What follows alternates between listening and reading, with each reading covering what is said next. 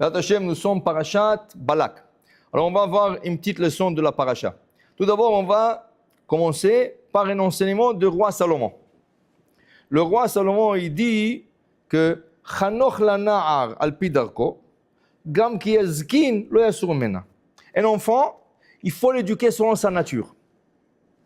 Comme ça, il grandit selon sa nature. Et Bezrat Hashem, quand il va devenir grand, il va garder ces enseignements que tu lui as enseignés. Par exemple, tu prends un enfant qui ne peut pas avoir du sang et tu l'obliges d'aller dans une école médicale. Non, je veux que tu sois un docteur, je veux un professeur. Mais le gars, il va avoir un peu de sang, il va s'évanouir. Alors, qu'est-ce que tu lui forces de faire? Une chose que lui n'est pas capable de faire. Alpi Darko, est-ce que c'est ça, ce qu'il est capable de prendre, ou son potentiel? Alors, jamais ne force un enfant d'être un docteur, un avocat, ou ce que tu veux toi. Laisse-lui choisir, mais il faut que tu le guides. Il faut que tu le guides. Alors, il dit, je te demande quelque chose d'autre. Gambe ma'alalav itnaker na'ar. Tu sais, tu vois selon sa conduite. Qu'est-ce qu'il fait cet enfant? Il y a un enfant, il a 3 ans. Mais tu vois que dans le GAN, dans la garderie, tu vois, c'est un leader. Il prend tout le monde. Allez, on y va. Hein? Tu vois, c'est un leader. De nature, déjà à 3 ans, tu peux voir sa nature. C'est un leader. Un autre, tu le vois, toujours pleurnicheur. Il m'a pris, il m'a fait. Alors celui-là, qu'est-ce qu'il va devenir dans la vie? Un pleurnicheur. Tu comprends? Alors n'essaie pas que celui-là devienne le roi Shamem Chala, le premier ministre. Il n'est pas capable, c'est un pleurnicheur. Tu comprends? Alors déjà, avec les actions des enfants, on sait déjà comment leur diriger. Et quand je vois un potentiel, je développe ce potentiel dans l'enfant. Okay? Combien de gens sont partis jusqu'à l'université? Et après des études de 10 ans et de 15 ans et de 20 ans, ils ont terminé à faire le taxi. Et va à New York. Les 3/4 de taxi drivers, les chauffeurs de taxi, c'est des gens qui ont des PhD. Ils sont des diplômes de docteur. Mais il n'était pas capable, le gars. Il a suivi, mais il a tout lâché. Pourquoi je vous dis ça? Dans la paracha, nous avons un exemple vivant. Qu'est-ce que c'est un homme? Un homme qui a un potentiel qui n'a jamais exploité son potentiel. C'est lui-même qui s'est détruit. Ça veut dire que ce n'est pas seulement le parent qui doit pousser l'enfant. L'enfant, il doit voir son potentiel pour se pousser lui-même vers son potentiel. Mais des fois, il y a des gens qui s'enterrent eux-mêmes. Okay? Il a le potentiel, mais il ne l'utilise pas, il ne le suit pas. Je vais vous donner un exemple. L'exemple parfait, c'est Bil'am. Le camp d'Israël, que Moshe Od. Navi ou mabit et emunato. Il n'y aura jamais un prophète comme Moshe Rabbeinu. Le camp d'Israël, le camp velo yakum, comme Moshe Rabbeinu. Un prophète qui parlait à Dieu quand il voulait, directement, ouvertement. Okay? N'importe quel sujet. Jamais il y aura. Et tu avais des grands prophètes. On avait Yehezkel Hanavi. Tu sais qu'est-ce que c'est Yehezkel Hanavi? Yehezkel Hanavi, il a vu le char céleste, Maaseh Merkava. Qui c'est qui peut voir des choses comme ça? Il n'y a pas un autre prophète comme Yehezkel Hanavi. Mais c'est sûr que Moshe Rabbeinu est plus que ça. Il est plus que ça. Okay? Il y avait d'autres prophètes, Yeshayahu, Yirmiyahu. On avait des grands prophètes. Mais le camp d'Israël que Moshe Od. Quand il vient, il dit, je ne veux pas qu'un jour, le Goïm, les nations du monde, ils vont venir chez moi, ils vont me dire, mais c'est normal, tu leur as donné Moshe Rabbeinu au peuple d'Israël, comment tu ne veux pas qu'ils suivent la Torah, qu'ils étudient la Torah, qu'ils font des mitzvot? Si nous, on aurait eu un Moshe Rabbeinu, nous aussi on serait gentils, bien, et tout ce que tu veux. Okay? Alors ce n'est pas notre faute. Pour arrêter ça, pour cette plainte, qu'est-ce qu'il fait à Kajorou? Il leur donne au Goïm un prophète qui a le même pouvoir que Moshe Rabbeinu. Le même. Pas moins, pas plus, mais le même. Le Kam Navi Israël que Moshe Od, aval Beumot Haolam, Kam. Dit la Gemara, dans la nation du monde, il y avait un qu'il avait le même pouvoir. Qui c'est? Bil'am Aracha. Il avait le pouvoir de parler à Dieu, discuter avec Dieu, même argumenter avec Dieu. Dans la paracha, il argumente avec Dieu. Il argumente avec un malach. Qui c'est qui est pire qu'argumenter avec un malach? Lui, il va argumenter avec un ange. Okay? Ça veut dire qu'il a des potentiels énormes. Donc, mais qu'est-ce qui arrive dans la paracha? On revient un peu au début de la paracha. On va voir qu'est-ce qui lui est arrivé. Ce qui arrive, voilà, Israël est en train de faire son grand détour de chemin vers Israël. Au lieu de passer directement d'Égypte, qui est dans le sud, en ligne directe en Israël, pour entrer à Beersheba, Elat, Beersheba et tout ça, là-bas, il leur attend le Amalek. Le Pelishtim les attend. Velo nacham Elohim deretz Pelishtim ki karovu. Ils vont voir une guerre, ils vont retourner. Qu'est-ce qu'il fait Hachem? Il leur détourne un peu vers l'est. Alors, sud-est. Sud-est, ils veulent rentrer encore en ligne directe. Qui c'est qui rencontre Esav? Lota avorbi, la semaine dernière, il dit Lota avorbi, qui pen bacherev etzel ikratecha. Si vous passez par ici, je sors mes épées et je vais vous faire la guerre. Et Hachem dit continuez. Ne commencez pas avec lui, ce n'est pas le moment. Quand Mashiach va venir, je vais m'occuper de ce Esav. Alors ils font tout un détour et ils montent jusqu'au Jourdain. Tout l'est, ils montent tout l'est. Et là, ils sont devant le pays de Moab. Moab, il le revoit. Et qu'est-ce qu'il dit, Moab? Waouh. Ils vont me demander à moi. Et moi, je n'ai pas d'excuse de ne pas leur laisser passer. Je n'ai pas la force de Esav. Je n'ai pas la force de Pelishtim. Il a peur d'eux. Comment je m'en occupe de ce juif qui vont essayer de me demander droit de passage? Et d'ailleurs, la paracha de la semaine dernière dit que Moshe Rabbeinu leur demande le droit de passage. Okay? Il va, Balak, il engage le prophète des nations du monde, Bil'am. Pourquoi? Parce qu'il a fait son investigation sur Moshe Rabbeinu. Il a dit, comment ça se fait que Moshe Rabbeinu, il a pu partager l'eau de Yamsouf? Comment ça se fait que Moshe Rabbeinu est capable de descendre la manne? Comment ça se fait qu'il a battu Amalek? Comment ça se fait qu'il a fait tellement de plaies? Quelle est sa force? Où il a grandi, celui-là? Midian. 60 ans, il a vécu à Midian. Il a se marié à Midian avec Tzipora. Son beau-père, c'est Yitro. Alors je vais demander aux Midianites, est-ce que vous connaissez le secret de cet homme? Alors ils lui ont tous dit, tu sais, le secret de cet homme, c'est sa bouche. Lui, il a une bouche, tout ce qu'il demande à Dieu, Dieu l'exauce. Alors il dit, Bilam, j'ai aucune chance. Une épée ne servira pas. Voilà, Amalek est venu les attaquer, il n'a pas pu. Et Paro, il a perdu. Il n'y a pas de chance avec une épée, avec des armes. Il faut que j'engage quelqu'un que sa force, c'est sa bouche. En hébreu, il dit Lo bekoach, bemoach. Ici, lo bekoach, bapé. Alors il dit, mais qui c'est dans le monde comme ça? Voilà, il y a un seul au monde. Qui c'est qui est le seul? Bil'am. Vaishlach malachim el Bilam ben Beor. Il envoie des messagers à Bilam ben Beor, Petor asher ala nahar, Eretz bnei Amor, ça veut dire c'est au fond de son pays, Likro lo les morts. Voilà le peuple qui est sorti d'Égypte, il est juste en face de moi. J'ai peur d'eux. Viens m'occuper avec ce genre. Viens t'occuper avec ça. Moi, je te garantis, je te payerai, je te donnerai des honneurs. Fait. Alors, il envoie des messagers. Qu'est-ce qu'il dit, Bilam? Ah, moi, je ne peux pas venir avec vous. D'abord, il faut que je demande la permission de Dieu.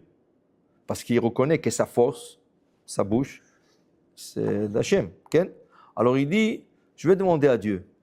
Il dit, Mia Anashim, Dieu lui dit, Mia Anashim Aele, qui c'est ce gens-là? Oh, vous savez, Dieu, je suis tellement important aux yeux du Goïm. Bilak ben Beor shalach elai. Balak ben Tzipor shalach elai. Alors, im likro lecha ba'u Anashim, ils sont venus t'appeler, lo tilech imahem, lo taor et ha'am. Quelle est sa force, ce Bil'am? Moshe Rabbeinu, sa force, c'est donner Mishéberach. Mishéberach avotenu kedushim torim. Ou evech et haisha kvoda v'tzuna. Et haisha kavoda. Et azé. Sa force, c'est de donner des brachot. Moshe Rabbeinu n'a jamais maudit. Vous savez, Baba Sali, quand il avait 3 ans, son père, Rabbi Masoud, il lui a dit, fais attention. Fais attention, qu'est-ce que tu dis? Parce que toi, ta force, c'est ta bouche. Il a dit ça à Baba Sali quand il avait 3 ans. Il dit, ta force, c'est ta bouche. Fais attention de ne pas maudire quelqu'un. Au contraire, bénis les gens. Sois gentil avec les gens. Parce que Hachem écoute tout ce que tu vas sortir de ta bouche, toi. Et Baba Sali, voilà, qu'est-ce qui est devenu de lui? Tout ce qu'il disait, Ken, Bilam, qu'est-ce qu'il fait? Il a la force de la bouche, mais le contraire. Au lieu de bénir des gens, il maudit. Voilà que Rachid nous relate la semaine dernière que Moab et Midian ont la guerre. Maintenant, Midian, qu'est-ce qu'ils font? Ils vont engager Bil'am pour maudire Moab. Et Moab a perdu. Quand il vient Balak, il lui dit, Yada'ati, tu sais, moi je suis de Moab. Yada'ati. Et ta chair tevarech mevorach. Et ta chair taor yu'ar. Moi je connais ta force. Moi je sais que quand tu veux bénir quelqu'un, il sera béni. Mais quand tu veux maudire quelqu'un, le pauvre, il est maudit. Alors je te demande maintenant de venir et maudire ce peuple qui s'engage d'ici, qui dégage. Je ne vais pas leur avoir dans mon pays, je ne veux pas qu'ils rentrent chez moi au pays, qui dégage. Bien sûr, mais j'ai besoin de la permission de Dieu. Alors il demande à Hachem, l'otelechemaim. Deuxième soir, il essaie encore. Pourquoi il n'a pas laissé passer? Comment? Imagine-toi 3 millions de personnes qui passent dans ton pays. Regarde qu'est-ce qui arrive ici quand il y a une exposition d'art. Okay? Toute la ville est bloquée. C'est ça? Alors, ils ne veulent pas qu'ils passent. Et en plus de ça, ils ne sont pas sûrs. Est-ce qu'ils vont lui faire la guerre? C'est rien que... Ils ne sont pas sûrs. Alors, ils ne veulent pas prendre une chance. Mais Balak ne veut pas maudire les Juifs. Rien qu'il lui dit, tu leur maudis d'une manière qu'ils font un détour, qu'ils ne rentrent pas chez moi. Mais Bilam, il a tellement haï les Juifs. Ken, il a dit, il veut leur anéantir par sa malédiction. Il n'était pas juif, Bilam? Pas du tout, un goy. Il représente le goïm. Ken, il a fait. Deuxième soir, il essaie encore. Hachem lui dit, non. Troisième fois, Hachem lui dit, écoute, Tov, je vois que tu insistes. Vas-y avec eux, mais l'autochal, tu ne pourras rien dire. Et ta chair asim beficha, ototedaber. Moi, je te mettrai le mot dans ta bouche. Quand tu voudras dire quelque chose, moi, je te mettrai le mot. Qu'est-ce qu'il faut dire? Maintenant, Bilam, il dit Rashi, au nom du Midrash, Bilam, qu'est-ce qu'il dit dans sa tête? Alors, je vais la voir. Je vais faire d'une manière qui ne va pas comprendre Dieu que je suis en train de leur maudire. Maintenant, il devient malin avec Dieu. Il pense jouer avec Dieu. Mais Dieu, il lit ta pensée dans ton cœur avant que la pensée arrive dans ton cerveau. Okay? Donc, alors, il s'en va. Il va avec eux. Il va avec eux. Je raccourcis l'histoire. 3 fois dans la route, un malach. Rachid dit malach shel rachamim. Un ange de miséricorde. Il est venu pour l'arrêter. Son âne dévie du chemin. Son âne écrase son pied contre le mur. Son âne s'affaisse. Okay? À la fin, il voit un malach. Ouh! Tu ne savais pas que vous êtes là? Comment tu ne savais pas? Elle m'a vu. Non, on dit hamar. Elle est hamara. Mais c'est toi le hamar. Elle m'a vu 3 fois. Et t'as le hamar, ma shufti shwalo. Tu n'as rien vu. Okay? Okay? C'était un bisaillon pour lui. Il dit, le malach, qu'est-ce que tu veux faire? Tu veux le maudire? Mais tu ne pourras pas le maudire. Il dit, c'est toujours la même chose. Regardez comment il est audacieux. Qu'est-ce qu'il dit au malach? Tu sais, Dieu, il dit toujours des choses, il regrette. Excuse-moi, qu'est-ce que tu dis? Oui. Abraham Avinu, qu'est-ce qu'il lui a dit? Prends ton fils unique, va aller au Léola. Comme ça, il dit Dieu directement à qui? À Abraham. Qu'est-ce qu'il fait à la fin? Il regrette. Alors, pour ne pas regretter, qu'est-ce qu'il fait? Il envoie un malach. Et le malach, qu'est-ce qu'il lui dit? Abraham, tu vois, Dieu dit quelque chose, toujours il envoie un malach. Pourquoi Dieu n'est pas venu me le dire? Hier soir, quand je lui ai demandé, il m'a dit, ok, tu veux aller avec eux, vas-y. Et maintenant, il m'envoie un malach pour me dire, non, ne va pas. Toujours, il fait la même chose. Zama, Dieu, il dit quelque chose et après, il regrette. Le malach, il dit, moi, je suis venu ici pour te sauver. Pour sauver ton honneur. Tu vas perdre ton honneur. Alors, tu veux? Vas-y. Avance. Alors, il va. il arrive à Moab, Ken. Il arrive à Moab et Balak lui dit, Bechavod. Voilà, ils sont juste en face, il le prend sur une colline, il dit juste tu vois le peuple, va leur maudire. Ken. Alors il se prépare. Il se prépare pour maudire et là, il essaie de maudire et Dieu dit, non, qu'est-ce que je te dis? Moi, je te mettrai le mot dans ta bouche. Il veut maudire et Dieu il lui prend chaque malédiction, il la tourne en bénédiction. Il est obligé de la sortir de la bouche. Première fois, deuxième fois, troisième fois. 3 reprises, il essaie de maudire et à 3 reprises, Dieu il prend ses malédictions, il le retourne en bénédiction. Ok? Il a fait. Maintenant, dans la troisième bénédiction, il se bénit lui-même. Il dit, Tamot nafshi mot yesharim v'tihi acharito kamo. J'espère mourir comme un juste juif et que ma fin soit comme les juifs. Comment ils font les enterrements? Le rabbin vient, fait la cérémonie, ils font la shiva, ils font le shloshim, le 30 jours, et l'année, le soudot, avec mariage après la mort, ça. Okay? Alors il dit, Tia chariti kamo, j'espère être comme eux. Okay? Alors je me dis, Racha, si tu vis comme un juif, tu vas mourir comme un juif. Mais tu vis comme un goy. Tu vas maudire les juifs, et après tu vas mourir comme un juif. Tu exagères un peu. Pas un peu. Voilà. Okay? Alors, qu'est-ce que ça veut dire ça? Ça veut dire que lui, il avait le pouvoir d'être Moshe Rabbeinu chez le Goïm. Regarde, on dit que le Goïm avait un prophète, mais pas à sa taille à lui, comme Bilham. Ils avaient Eyov. Et on dit dans le prophète, Ish tzaddik aya be'eretz ut. Voyez, tzaddik. Eyov était un tzaddik.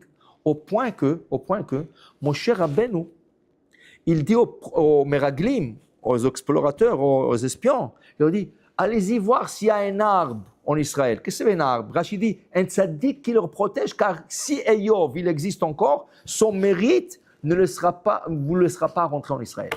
Et justement, le jour que les explorateurs sont rentrés en Israël pour espionner la terre, il est mort Eyov. C'était leur chance de rentrer et conquérir, mais ils ne voulaient pas à la fin. Okay? Alors, tu vois, hein, un prophète goy, tzaddik, il y a des goyim tzaddikim. Okay? Bilam, s'il voulait, il pouvait être le Moshe Rabbeinu des goyim. Lama, parce que Balak il dit, Yadati, moi je sais, et ta chair tevarech, mais tu as le pouvoir de bénir aussi. C'est pas que Dieu t'a donné la possibilité que de maudire. Il t'a donné aussi la possibilité de bénir. Mais lui, il a choisi le mauvais. Alors, il lui dit, c'est dommage pour toi, tu as perdu. Okay? Mais non, il pouvait avoir de bonnes prophéties pour éduquer le goïm. Regarde, jusqu'à cette date que l'Am Israël est arrivé à Moab, le goïm, après les déluges, tu parles à peu près 500 ans, plus, tu parles presque 1000 ans, depuis le déluge jusqu'à Moshe Rabbeinu dans le désert. Presque 1000 ans. Le goïm, après le déluge, on dit qu'une des graves raisons qui ont causé le déluge, c'est l'adultère, qui changeait les femmes entre eux, qui suivaient les femmes et tout ça. Okay? Les goïm, ils ont fait un accord, celui qui s'attrape à faire l'adultère, il sera brûlé, tué, pas pardonné. Tout ce qu'on le voit, regarde, c'était une loi même chez les Juifs. Tamar, la belle-fille de Yehuda, okay, la petite fille de Yehuda, du coup elle est enceinte, mais elle est veuve. Comment elle est enceinte? Zanta, Tamar, Kalatecha. Elle a commis un adultère. Tout de suite, le tribunal juif, qu'est-ce qu'il dit Yehuda? Otziuhua vetisaref, il faut la brûler. C'est la loi. C'est lui qui commet l'adultère, tu le brûles. Les gens tremblaient de ça. Il n'y avait que de la modestie dans le monde. Les gens étaient modestes, ils gardaient distance des femmes. Tu as une femme, tu pouvais avoir plus qu'une femme. Pas de problème. Mais tu ne commets pas l'adultère avec des filles célibataires, des femmes mariées. Chas v'shalom, tu ne commets pas ça. C'est la première fois après le déluge, 1000 ans après, Bilham, le prophète des nations du monde, il brise les barrières. Qu'est-ce qu'il fait à la fin de la paracha? Il dit, je ne pouvais pas le maudire. Dieu, chaque fois, il me tourne sans bénédiction. Alors, je pouvais leur détruire. Comment? Parce que je sais que Dieu n'aime pas l'adultère. Alors il leur donne le conseil à Moab, ouvrez un marché, mettez des jeunes filles, le jeune garçon juif, ils vont venir, ils vont leur donner à boire, ils vont les emmener dans la chambre à coucher et tout ça, ils vont fauter, et là Dieu va s'énerver contre les juifs et ils vont les tuer. Est-ce qu'il avait tort? Non, il avait raison. 24 000 garçons juifs sont morts ce jour-là. 24 000. Avec, dit Rachi, comment? Toi, tu es le prophète du monde, le Goïm, tu es censé de donner le bon exemple. Qu'est-ce que tu leur dis? De faire l'adultère. Maintenant, tu causes qu'à ces filles-là, pas seulement tu as fait pécher le garçon juif, tu as causé que les 24 000 filles qui ont gardé eux-mêmes, qui n'ont jamais fait d'adultère, tout ça, tu leur as poussé à faire l'adultère, alors tu as causé l'adultère dans les deux camps, le camp juif et le camp goy. C'est ça un prophète? C'est ça un navi, que Dieu lui donne le pouvoir de lui parler, de lui demander, mais argumenter, tout ce que tu veux. Qu'est-ce qu'il fait? Il brise les barrières. Et depuis, voilà le coup qu'on a aujourd'hui. C'est Bilam qui a cassé ces barrières. Sinon, le monde aurait continué avec la modestie, avec la timidité, la pureté. Alors, qu'est-ce que tu vois? Bilam, il a pris ses forces que Dieu lui a données. Au lieu de le canaliser vers le côté bon, il les a canalisés vers le mal. C'est comme un enfant. Un enfant, tu vois qu'il a Alors, un enfant, par exemple, la Gemara dit, celui qui naît dans un mazal, que c'est Jupiter, ou Mars, que tout est rouge. Lui, dans sa tête, dans son cerveau, il suit la rougeur. Qu'est-ce que c'est la rougeur? Il peut être un mohel, il fait faire la Brit Mila, il voit du sang. Il peut être un docteur, il voit du sang. Un chirurgien. Il peut être un tueur. Ou il peut être un shochet, il voit du sang. Ou il peut être un tueur. Maintenant, c'est ça qu'on appelle le libre arbitre. Mais le potentiel est là. Ça veut dire que chaque signe... Non, pas chez tout le monde. C'est lui qui est né dans ce mazal. Le mazal est tracé par un pouvoir élion. Non. Le mazal, c'est à votre naissance. Dans votre naissance, vous ramassez un mazal. Ce mazal, il peut être de deux côtés. De la kedusha, de la bonté, de la sainteté. Il peut être de l'impureté. Celui qui est leader, il peut être un rosh yeshiva, il peut être un rabbin dans une communauté, il peut être un maguid shiur, ou il peut être la tête de brigand. Il peut être la tête de la mafia. Le problème, c'est comment sortir de ça. Voilà. Ça veut dire qu'il faut que tu te diriges toujours vers les bonnes choses. Ne te laisse pas t'emporter. Si je comprends, chaque signe de Zodiac. de l'horoscope Oui, donne une orientation. exactement. Ce n'est pas le signe des zodiaques, non. Aussi, si tu veux, mais c'est plutôt, il y a 7 planètes. Il y a le Soleil, la Lune, Mars, Jupiter, Neptune, tous ceux-là, ils affectent directement la Terre, la personne. Okay? Alors, si tu es né en moment que Mars est en domination, tu es un coureur de... Si tu es né en Jupiter, Abraham Avinu est né dans le mazal de Jupiter. Quand Jupiter était en domination. Jupiter est une planète froide. Ça arrive à moins 200, quelque chose comme ça. La température là-bas. Ça veut dire que c'est une personne qui est froide à l'intérieur, ne peut pas avoir des enfants. Pour avoir des enfants, ça prend de la chaleur. Un poulet, un canard. Vous savez que l'animal qui a le plus de chaleur dans son cœur, c'est le canard. 45 degrés. Un homme, c'est 37. Un poulet, 39, 40. Canard, 45. C'est d'ailleurs de là-bas que Rabbi Shlomo Zalman Or Bar Zatzal apprend. Quand on dit Yad Soled et Bo, le Shabbat, il faut faire attention avec quelque chose qui ne soit pas Yad Soled et Bo, pas trop chaud, qu'on ne peut pas garder le doigt peut-être. Alors il te dit, c'est quoi le début, le minimum de Yad Soled et Bo? 45 degrés. D'où on apprend ça? Du canard. Lama, regardez. La Gemara pose une question dans Cholin Davzain. Si tu égorges un poulet, si le sang du poulet est chaud, 39 degrés, pourquoi le couteau ne devient pas assourd? Le sang, c'est assourd de manger. Donc, s'il est chaud, il touche le couteau, il doit interdire le couteau, c'est taref. Dit la Gemara, parce qu'il y a quelque chose qui est plus chaud que ça, c'est le canard. Et aussi le lait de la vache, quand il sort, c'est 44 degrés. Okay? Quand tu dépasses 44 degrés, 45 degrés, c'est là que ça commence à devenir chaud. Donc le sang du poulet, le canard même, c'est à la limite de Yad Soleh de Bo. Le Yad Soleh de Bo commence à 45 et plus. Alors Abraham est né dans un mazal. Quand Jupiter était en domination, lui et Sarah, leur corps était froid de nature, ils ne pouvaient pas avoir des enfants. Parce que le poulet, pour avoir des enfants, ils ont besoin de chaleur. D'ailleurs, comment la femme évalue l'ovulation? Par la chaleur. Par la chaleur du corps qui monte. Alors, il y a des thermomètres, elle se vérifie, et elle voit, voilà, elle est 38, 39 degrés. Alors, elle n'a pas de fièvre. C'est le corps qui chauffe, et là, elle ovule. Tu comprends? Alors, c'est sûr, on est affecté par le mazalot, mais Rabbi Yochanan dit, en mazal Israël. Am Israël surmonte son mazal. Pour préciser, c'est pas qu'on est... Au-delà. Ça veut dire, au moment où on est né, on a une certaine influence de la planète Exact. qui forme notre caractère. Exact. Mais ça ne veut pas dire qu'on va rester... Exactement. Alors voilà. Dis... Tout dépend du tempérament de la personne. Non, il dit, est-ce que tu peux changer ton mazal? Oui, tu peux. Il y a des rabbins, tu leur donnes la date, le jour et l'heure, le jour de la semaine et l'heure, ils te disent exactement avec quel caractère tu es né. Mais ce n'est pas obligé que tu sois comme ça. Ouais, mais Tu peux changer, exact. Dis-le Rav Yehuda Hassid.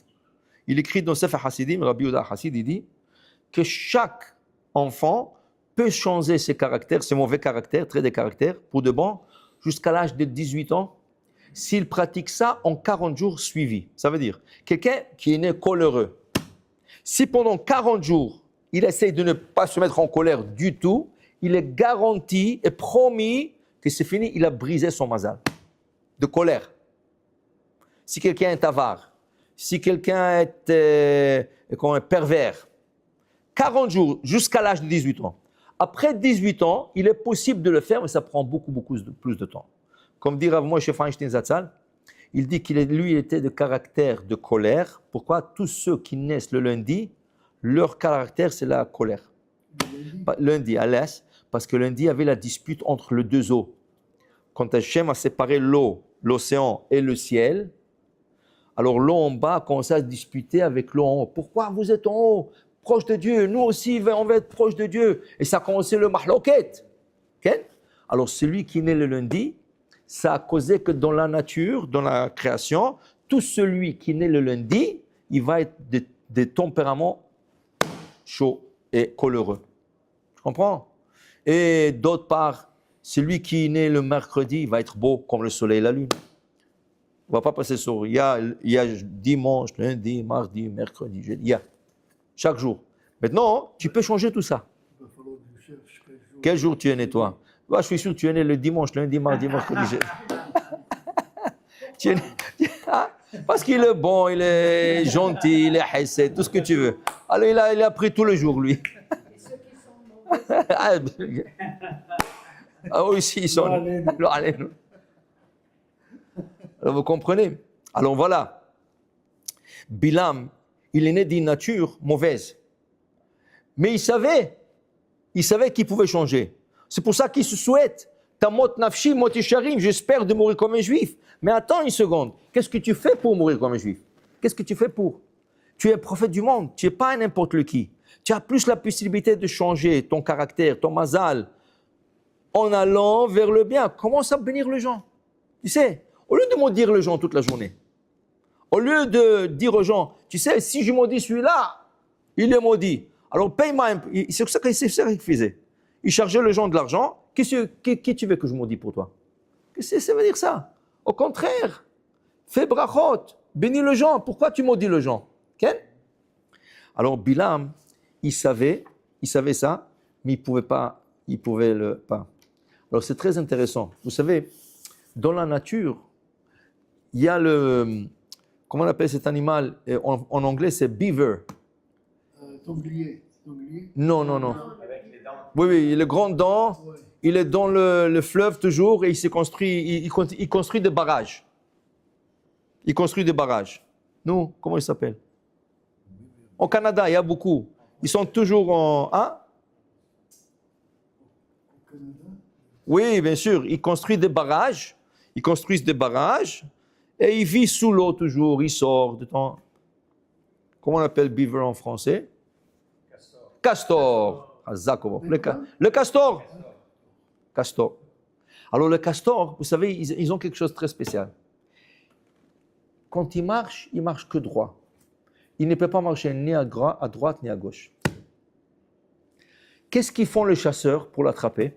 Quand ils le voient de loin, ils commencent vite à creuser un trou. Ils vont derrière lui, ils commencent à le suivre. Lui, il essaie de se sauver. Mais il ne peut pas aller ni à gauche ni à droite. Il va directement dans le trou. Et jusqu'avant qu'il tombe dans le trou, il commence à pleurer. Dit le Rav Shvadron, c'est ça le Rechaim. Il y a un trou, il voit qu'il va dans le mauvais chemin, il va tout droit. Il ne peut pas s'arrêter. Il va tout droit jusqu'à qu'il tombe dans son trou. Le Rechaim sont comme des castors. Si tu es capable, sors à droite, sors à gauche, sauve-toi. Mais le Racha, il voit où est-ce qu'il s'en va. Il va dans le trou et il continue, et il pleure et il continue. C'est ça Bilam. Il ne pouvait pas s'arrêter. Il ne pouvait pas s'arrêter ses qualités. Il allait, il savait qu'il va être après puni par Dieu, mais il dit j'espère mourir comme un juif. Il dit tu ne vas pas mourir comme un juif, t'en fais pas.